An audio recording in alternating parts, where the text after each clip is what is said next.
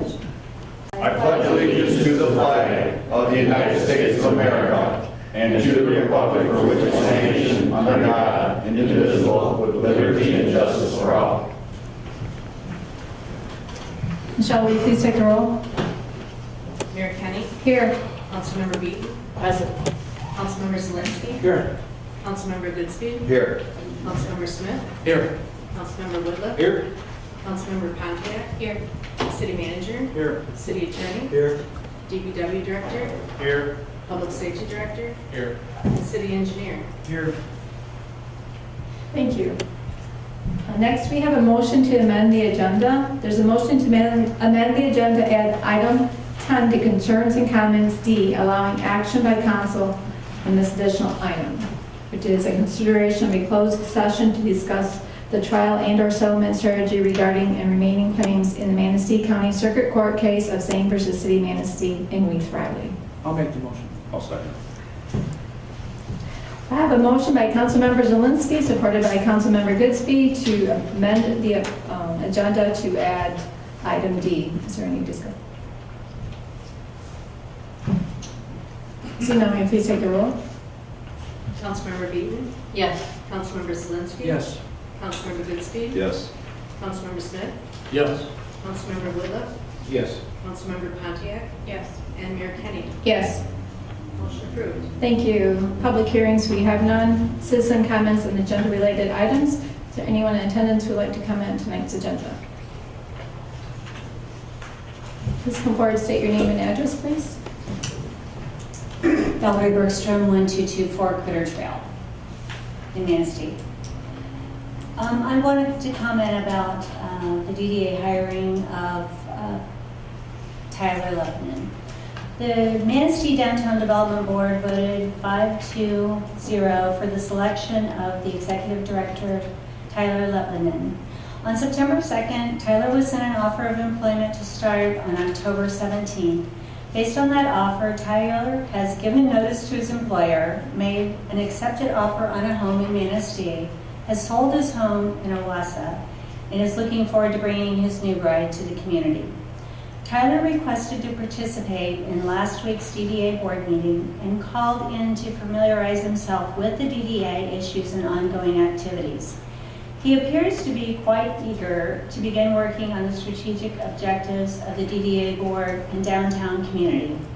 Just to recap the hiring process the DDA used. Simultaneously, the DDA took on a two-pronged approach to fill the director's position. One which looked at partnering with other organizations in Manistee, and the second which the DDA board ultimately proceeded with, and that included selecting a hiring committee of 4 board members who reviewed applicants to determine who most closely met the job description qualifications. 4 candidates were selected for phone interviews. All local candidates who were not selected for an interview were sent a letter to inform them of the hiring committee's decision. 2 candidates of the original 4 who were selected received a phone interview, which was conducted by the hiring committee. 1 candidate did not respond to requests for an interview, and the other candidate did not recall applying for the position and was therefore eliminated from the process. Both of the 2 candidates that were phone interviewed by the hiring committee were asked for a face-to-face interview based on the phone interviews. Face-to-face interviews were conducted. Several members of the City Council were present for the interviews and at the meet and greet, which was held later that day in the Ramsdale Inn lobby. The board of the DDA voted to offer the position to Tyler with a 5-0 vote. The background check came in clean, references were checked. His current employer comments as follows. This is a quote. Tyler is the sharpest of the 50 or so interns I've worked with as a city manager. Tyler has a good sense about business. He did wonders in the role of the housing director. Tyler is extremely bright and gets along with people very well. He has a great understanding of state programs such as MISHDA and the Facade Grant Program. Whatever you expect of Tyler, he stated, he will do and will do it very well. His other references, just some brief comments, were Tyler is very detail-oriented and a team player. Tyler represents himself well and communicates well and often. He is self-motivated. Tyler is capable of handling more than asked of him. Tyler is ambitious and self-motivated to do a great job. No late payments or red flags were noted in his employment credit check. As a member of the hiring committee and the DDA board, I respectfully request that the city council approve the recommendations of the DDA board to hire Tyler Leppman. Thank you. Anyone else would like to comment on tonight's agenda?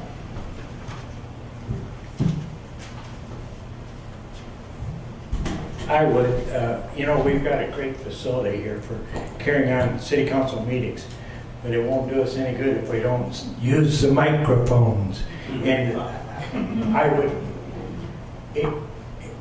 ask you all to use your microphones and anybody else that comes up here to do the same so that we can put out a good product. Thank you so much. Anyone else would like to comment? Please come forward. I'm not sure you two need microphones. But I'm not sure how we take that, huh? Yeah, that's right. In other words, we're enthusiastic, Yes. right, and passionate. Yes. That's right. Ms. Mayor, council members, city manager, city clerk, and city attorney. Good evening. This is our 9th time coming before you to announce Paint the Town Pink. We just want to say thank you very much. It's a celebration of life. It's at a time that we always come together and do a wonderful walk, rain or shine. In the last couple of years it has been raining, but we're going to change the tide this year. We just want to say that it's going to be held on Thursday, October 6th, down at downtown Manistee. We're going to gather at the Cornerstone Park like we always have, and that will start at 4 o'clock. The ceremony itself will start at 4:45, with the ribbon walk starting at 5 p.m. We love coming up and down the river street because we have a chance to partner with our merchants, with our community members, to remember those who have fought valiantly.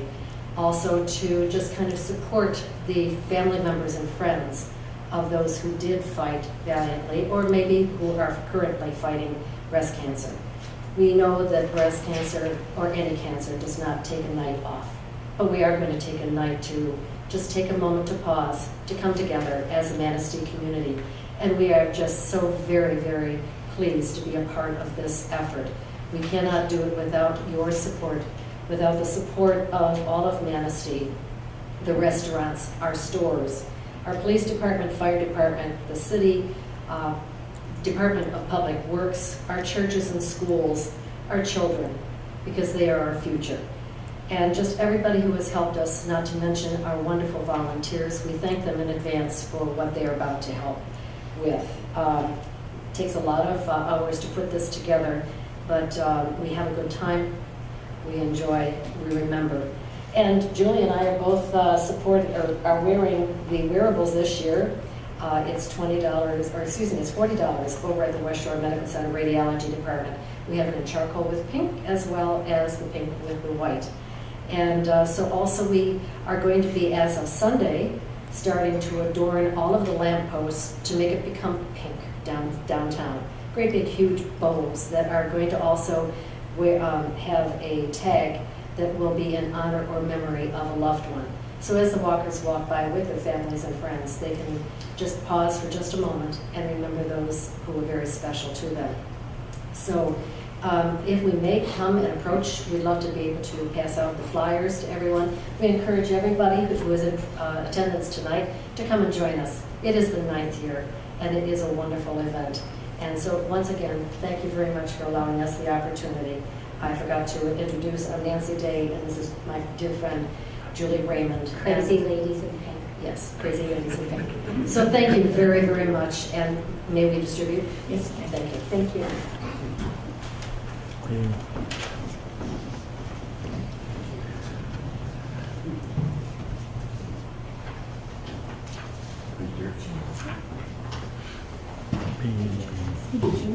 Thank you very much.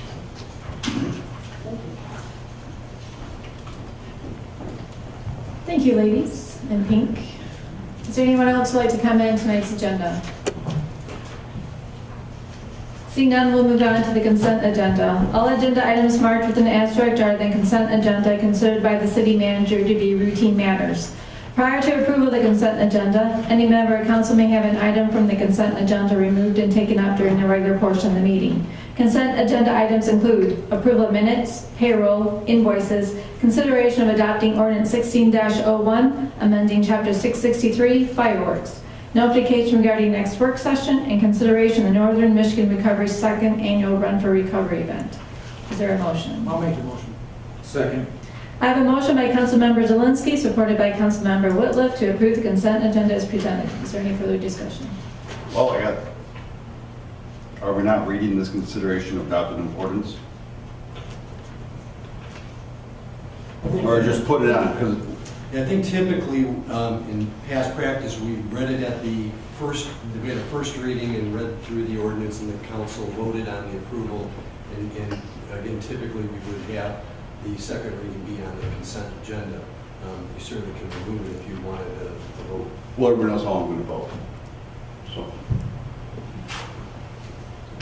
just I don't care, it can either come on or stay on, no, hopefully I'm going to vote, or it can come off and I'll Well, vote. why don't you vote to have it removed, because we're going to approve to... Well, then I'd like to have the consideration of the ordinance 16-1 amending Charter 663 fireworks. Taking off the consent agenda. Okay. That doesn't any longer, with the change in our policy and procedure, require a motion to amend. We changed it so Okay. that just the removal Well, then motion. makes it so that it is removed. Okay. Any other discussion? Michelle, will you please take the roll? Councilmember Zelinski, Yes. Councilmember Smith, No. Councilmember Pontiac, Yes. Councilmember Beaton, Yes. Councilmember Goodspeed, Yes. Councilmember Whitliff, Yes. and Mayor Kenny. Yes. Motion approved. Thank you. Unfinished business, we have consideration of adopting the ordinance 16-01, amending chapter 663, fireworks. At their work session of August 9, 2016, council revisited the discussion on the fireworks ordinance. Following that discussion, City Council directed the city attorney to develop an ordinance mirroring state law with council approval for display request. As an ordinance, 2 separate readings are required. This ordinance was introduced at the regular meeting of September 6, 2016, and could be adopted at this time. Is there a motion to take action to adopt the ordinance? I'll make the motion. I'll second. I have a motion by Councilmember Zelinski, supported by Councilmember Pontiac, to adopt ordinance 16-01. Is there any discussion? Seeing none, will you please take the roll? Councilmember Goodspeed, No. Councilmember Whitliff, Yes. Councilmember Beaton, Yes. Mayor Kenny, Yes. Councilmember Pontiac, Yes. Councilmember Smith, Yes. and Councilmember Zelinski. Yes. Motion approved. Thank you. New business, consideration approval of the DDA's appointment of a new director. Over the past several months, the Manistee Downtown Development Authority has been exploring options to fill their director position. Following the application and interview process, the DDA board has offered the position to Tyler Leppanen. State statute and the DDA bylaws stipulate the board may employ and fix the compensation of a director, subject to approval of the governing body of a municipality. Is there a motion to approve? I will. I'll make the motion. Second. I have a motion by Councilmember Goodspeed, supported by Councilmember Whitliff, to approve the appointment of Tyler Leppanen. Is there any discussion? I think our DDA is made up of very intelligent people. They're the ones doing the work. If this is the person they think is going to do the job that needs to be done, I'm going to support it. I have a few comments I'd like to make. Okay. I'm going to have to read them because it took me a long time to formulate my thought process. Getting the resume from Tyler gave me a better idea of what Mr. Leppanen can bring to the table in order to formulate my decision. I looked at Owasso's online form for filing a blight complaint and would recommend we consider borrowing it, in fact. Our DDA bylaws clearly stated in Article 5, the board may employ and fix the compensation of a director subject to the approval of the City Council. The city of Owasso is organized much the same way. The DDA bylaws of Owasso also clearly state in Article 4, Section 7.1, Director, the board may employ and fix the compensation of a director, subject to the approval of this by City Council. Mr. Lepinen, evidenced by his resume and his education in politics, his work experience in Lansing, leads me to believe he has a genuine passion for government. And I'm assuming he has read our DDA bylaws and the city of Owasso as part of his due diligence in pursuit of this position. I would like to think so anyway. Our attorney clarified the meaning of this language to us during our last work session.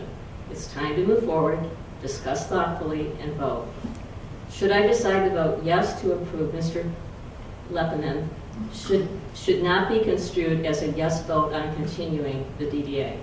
The expiration date will soon be upon us, and we should schedule work sessions to review and measure past performance, and if it is prudent for us to continue to support a DDA. If you didn't get my message, my disappointment in our DDA is lack of communication. As evidenced by recent bills introduced in the House, this is apparently a common problem with other municipalities as well. HB 5851-5865 speaks specifically to those issues of transparency. It hasn't passed yet, but obviously other DDAs are not posting meeting minutes, contracts, etc., either or timely. I want us to be better than that. The Senate is working on one as well, SB 1026. These are legislative issues we need to pay attention to and apply our situation. I'm not making my mind up on this until I hear what everybody else has to say. It would be understandable to me, based on past performance by the DDA, if any of us voted no. In addition, Mr. Lepinen is untried and inexperienced in this particular job. On the other hand, a no vote will certainly hamstring us as we move toward the 20-year expiration date on the existence of our DDA in 2018. I believe saying yes to the candidate the hiring board has selected gives them the lifeline they have chosen to correct and put themselves on a path of transparency, which I personally will be looking at very closely down the road. I would hate to discourage any new development that may come our way in the next 18 months due to a polarized situation between the City Council and the DDA. Any other comments? I would like to say that I attended the interview for the candidates. I was asked to express my opinion. I did so. I thought the DDA was doing a good job. They were diligent. My concern is the experience of the candidate. He's been an assistant economic development director for a month before he applied for the position, assistant housing director for 2 years prior to that. Held various internships, and I'm not questioning the individual's ability. What I'm looking at is I Googled the job posting and what the requirements were for experience, and it clearly listed 3 to 5 years of relevant experience, and I simply don't see that. Well, having looked at all the applicants, he was the best applicant that really pretty much checked up off all the boxes. He may not have had as much experience as the DD was looking for, but he certainly had experience in that area. He knew about the programs. He did have work experience and a master's in business administration. So far as any candidate that was looked at, he was by far better qualified than anything that they had gotten. Having listened to the current employer, and he's been employed by Owasso, and he continually moved up in the organization within a short period of time. And as his boss said, out of 50 interns, he did start there as an intern, and out of 50 interns he's worked with, he said he was by far the best that he's ever worked with, which would explain how he moved up so quickly within the organization. At the meet and greet, I don't remember talking to anyone. They all liked him. I think he's a very personal individual, and I don't think his youth or inexperience should be held against him. I think he's an individual that can learn quickly and apply what he's learned to the situations that he comes across. I would just like to make a comment that my only concern was with the process. I believe we dealt with that at the work session. I don't think the process will ever be the same. We'll be doing things differently.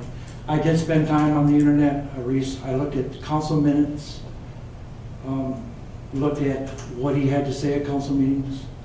He's been on the news, TV. He handled himself well on a report, and he alluded to that being the court enforcement officer when he did his interview.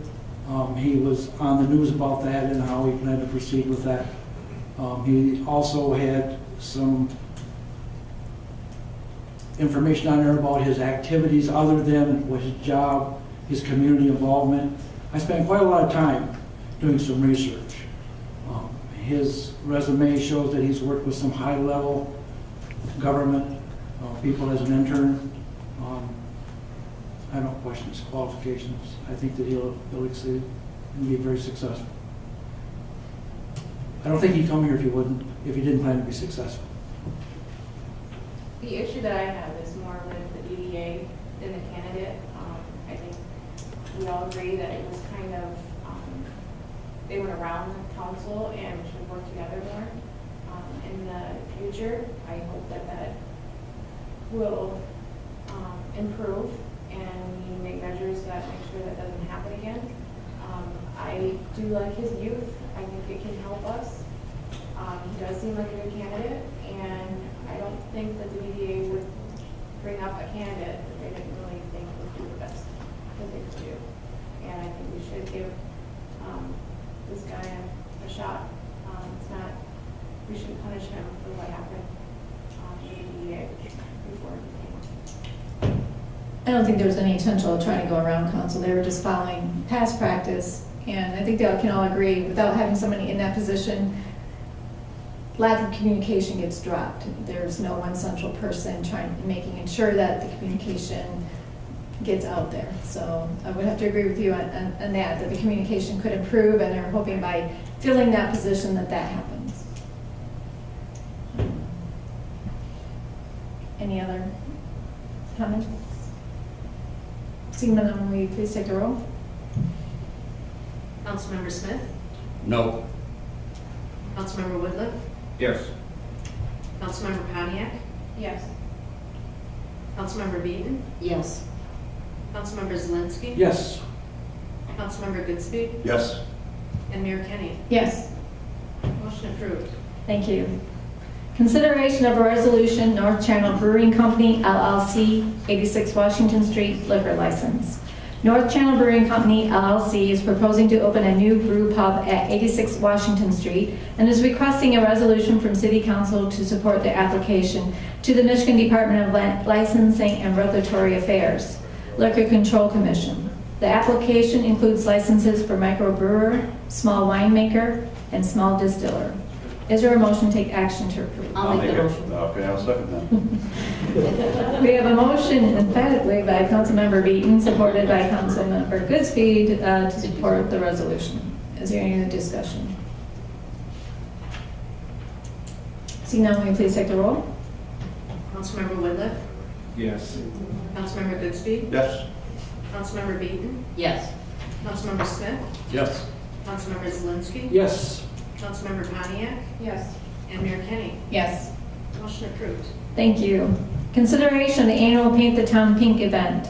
The 9th annual Paint the Town celebration and ribbon walk is scheduled for Thursday, October 6, 2016. This breast cancer awareness and fundraising event begins in front of the Manistee Municipal Marina, along the Riverwalk to the House of Flavors and back on River Street sidewalks. A road closure is requested on River Street in front of the marina from 8 a.m. to 7 p.m. The committee has also requested permission to post a banner on the River Street Arc, decorate downtown lamppost, use of the marina open space at no charge, and a mayor proclamation. Several businesses have planned special activities, including decorations and sales, in conjunction with this event. Is there a motion to take action? I'll make that motion. I'll second. There's a motion by Councilmember Goodspeed, supported by Councilmember Smith, to authorize the 9th annual Paint the Town Pink event. Is there any further discussion? Seeing none, will you please take the roll? Councilmember Pontiac? Yes. Councilmember Whitliff? Yes. Councilmember Smith? Yes. Councilmember Goodspeed? Yes. Councilmember Zelinski? Yes. Councilmember Beaton? Yes. And Mayor Kenny. Yes. Motion approved. Thank you. Next, we'll move on to notices, communications, and announcements. Tonight, we'll hear a presentation on the NPDES program.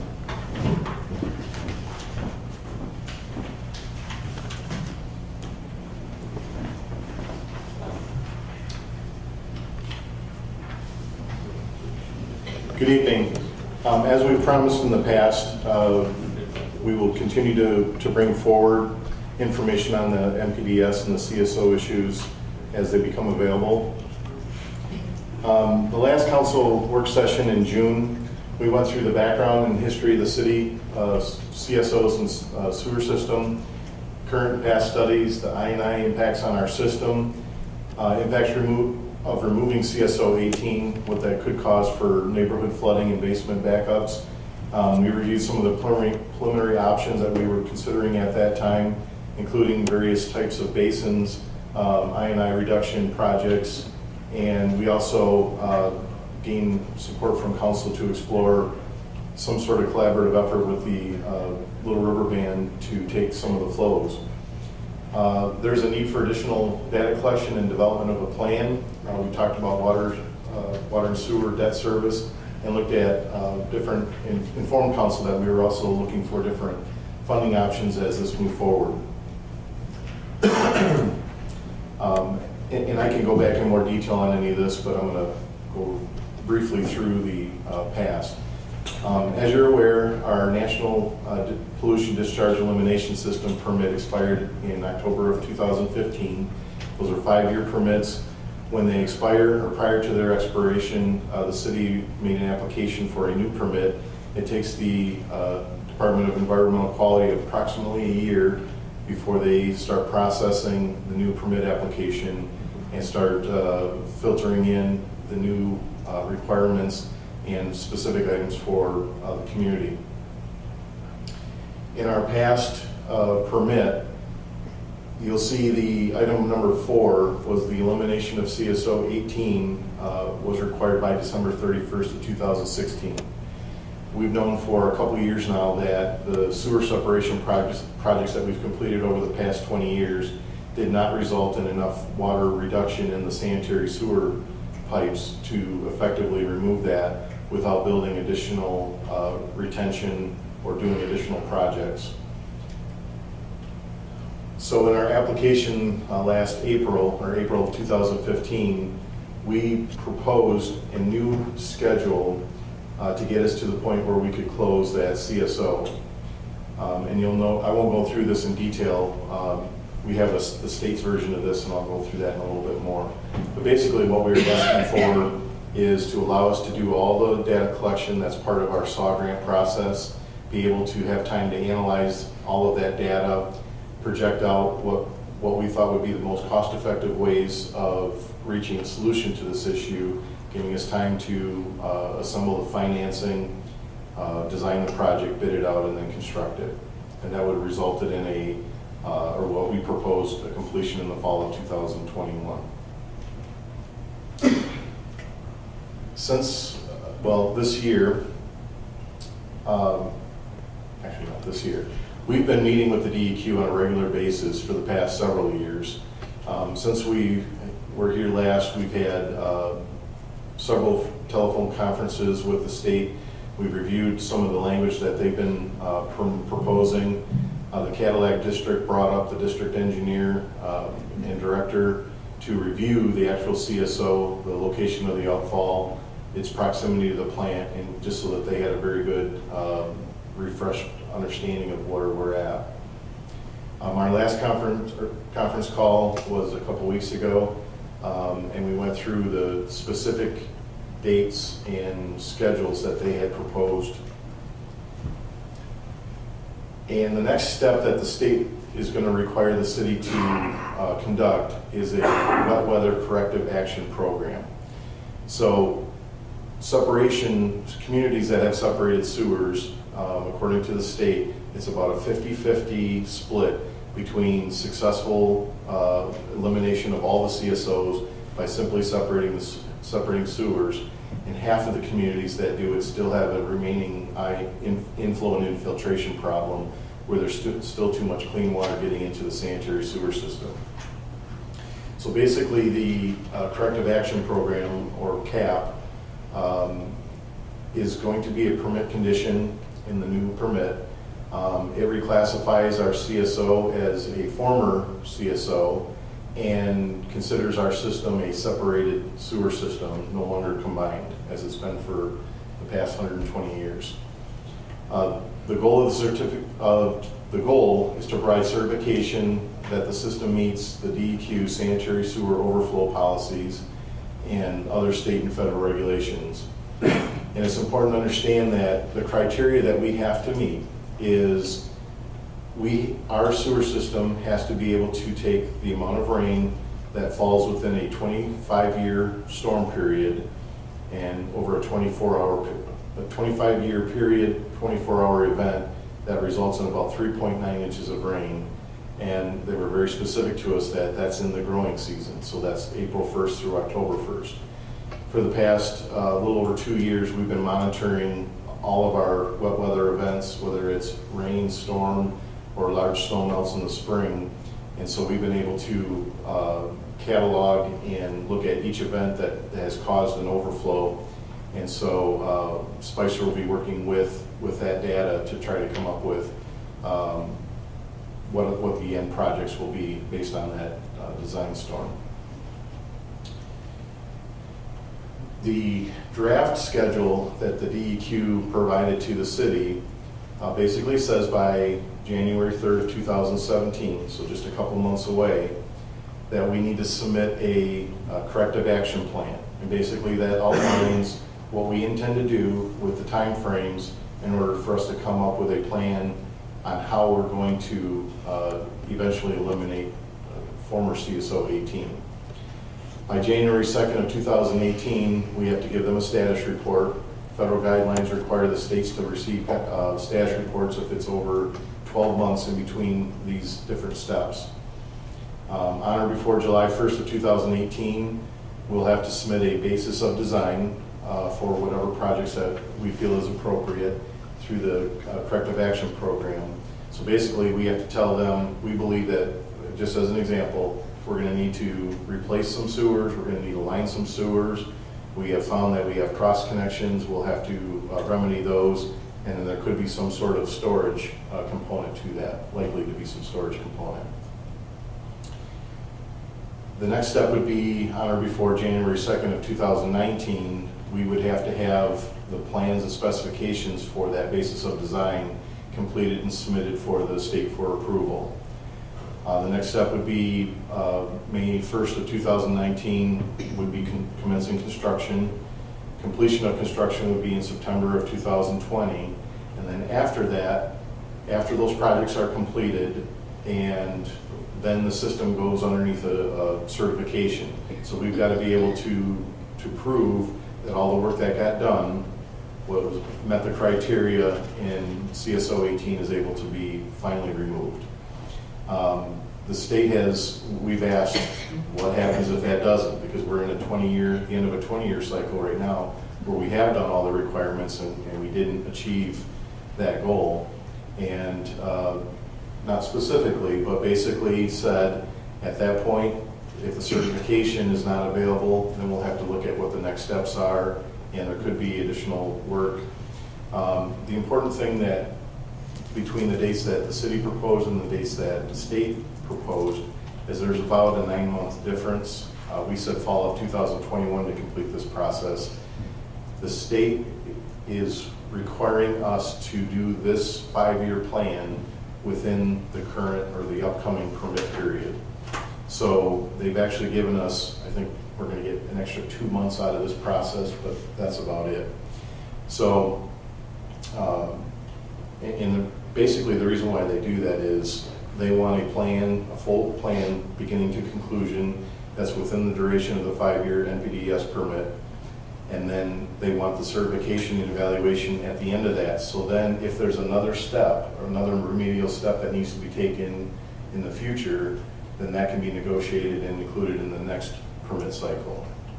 Okay? So basically in that conference call, we reviewed and discussed the schedule that I just went through.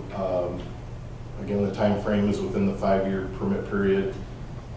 We talked about and discussed the design standard, which I think is a very critical component to this. So one of the options for construction that we had looked at is not available to us because we're being classified as a separated community. If you have a combined community, there's different criteria that apply. So Spicer, the city, and the state have been working closely, trying to understand and get familiar with what standard we're going to be held to. Other significant permit items that we are expecting is an asset management requirement. All new permits as they're coming up, the state is requiring each of the communities to provide an asset management program and follow that.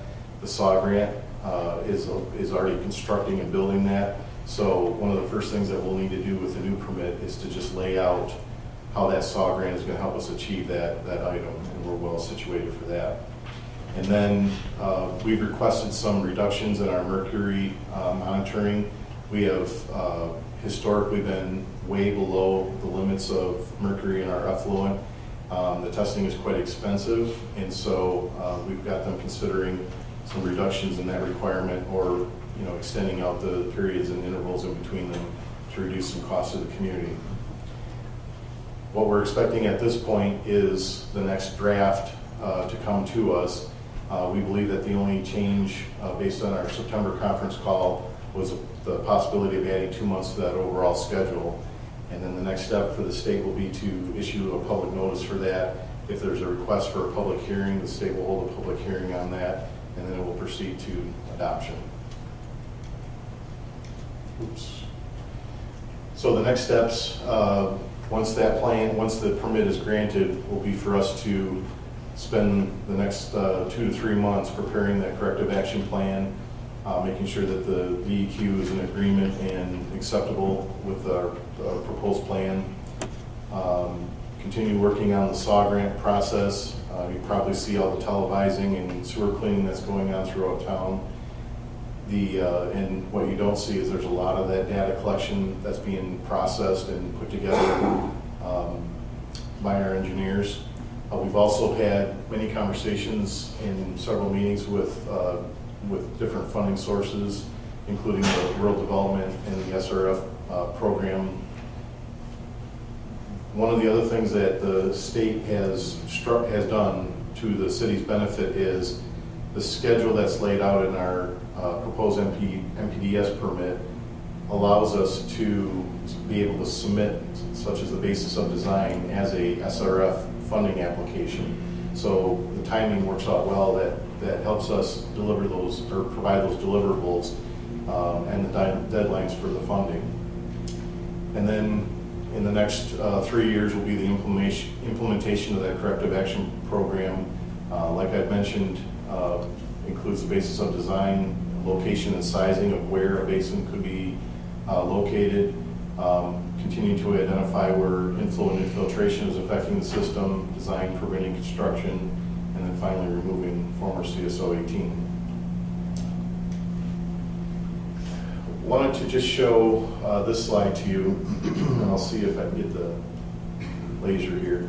This is the City of Manastee's wastewater treatment plant today. The red line, I'll try not to hit you in the eye here. The red line is the interceptor sewer that collects all the districts in the city and flows to the treatment plant.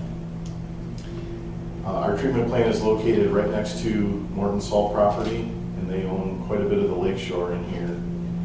And so if we have to build a basin, and we're probably 99% sure we're gonna have to build a basin, it's just a question of what size, we're obviously gonna need land to be able to do that. The closer we can get it to the plant, the easier it is for personnel and maintenance. The less pumping, electricity, and infrastructure is required. And then also,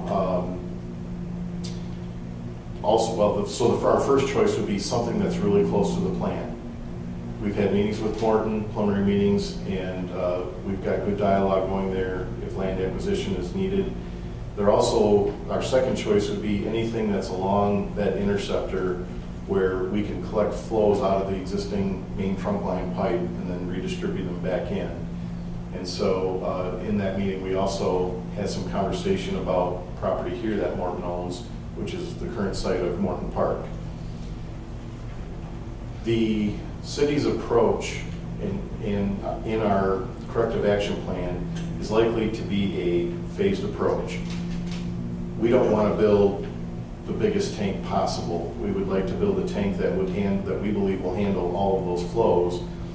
And when we get to that agreement with the state, if in the end, and after 5 years, we still cannot certify that that program completed at 100%, then we'll set ourselves up to incrementally expand those basins, and it could result in possibly storage here, and could possibly require some storage up further upstream.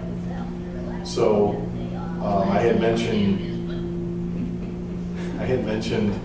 a couple meetings ago that we would be bringing that information to you, and so we've got a grant for a park improvements at Morton Park. The Parks Commission has put together a great plan in a 3-phase plan. We're ready to bring that to you, but we want to get an engineering analysis to know whether or not that property is at all going to be necessary for us in the future. If it is, then the improvements to the playground structures would likely hold off until that future infrastructure was completed. It would likely be below ground and would be able to have a park on top of it. But so that's still some of the issues that are in play.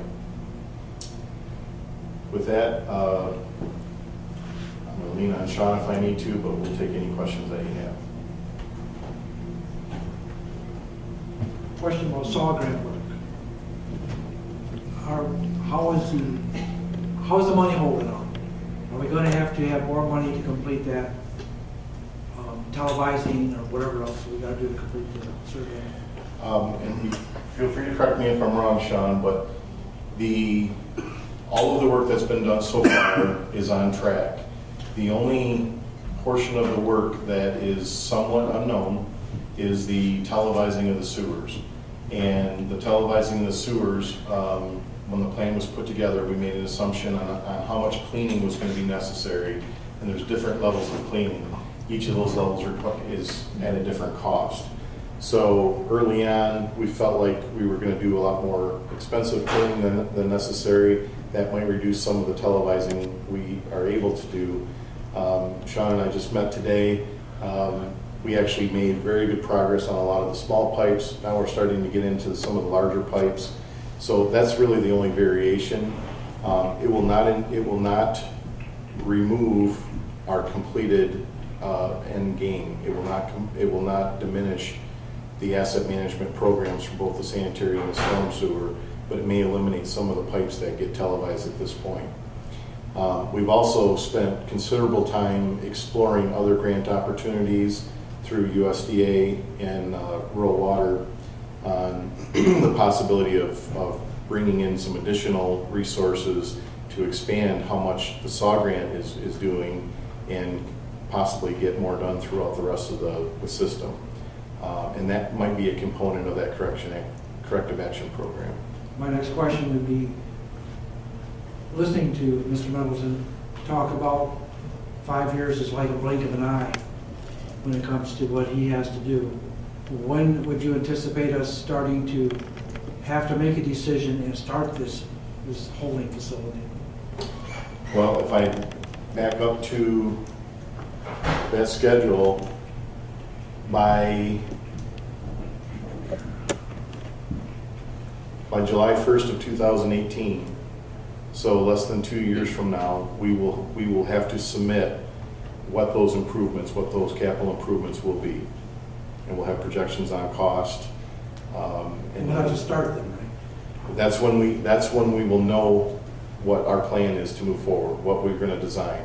And it's a combination. When we go through the next 2 years, continuing the data collecting and then the analysis of it, there's always a balance of, and we showed in maps the last presentation that we had. We have 2 districts that through flow monitoring are showing that those 2 sewer districts are contributing about 50% of the I&I, excessive I&I in the system.